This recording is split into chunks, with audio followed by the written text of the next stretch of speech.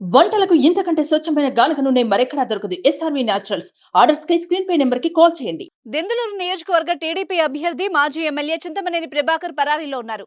ఈ విషయాన్ని ఏలూరు జిల్లా నూజివేడు డీఎస్పీ జి లక్ష్మయ్య మీడియాతో చెప్పారు. ఆయనతో పాటు ఆయన అనుచరులు 12 మంది కూడా పరారీలో ఉన్నారని డీఎస్పీ తెలిపారు. ఈ నెల 13న పోలింగ్ సందర్భంగా పెదవేగి మండలం కొప్పులవారిగూడెంలోని ఓ పోలింగ్ బూత్ సమీపంలో జరిగిన హత్యాయత్నం ఆరోపణలతో నిందితుడైన తాళ్లూరి రాజశేఖర్ ని పోలీసులు అరెస్ట్ చేయగా ఈ ఇన్ఫర్మేషన్ తెలుసుకున్న చింతమనేని తన అనుచరులు 14 మందితో కలిసి పోలీస్ స్టేషన్ కు వెళ్లి పోలీసులపై దౌర్జన్యం చేసినట్టు అభియోగం.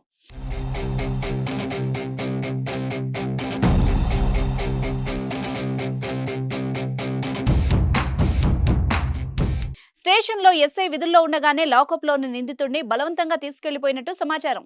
దీంతో పోలీసులు చింతమనేనిపై అతని అనుచరులపై కేసు నమోదు చేశారు. ఈ ఘటన పెద్ద సంచలనమే సృష్టించింది.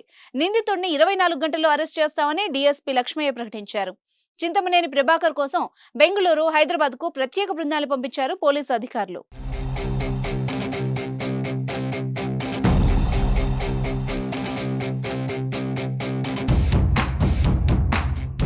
సుమన్ టీవీలో మీ పర్సనల్ అండ్ బిజినెస్ ప్రమోషన్స్ కోసం కింది నెంబర్కి కాంటాక్ట్ చేయండి.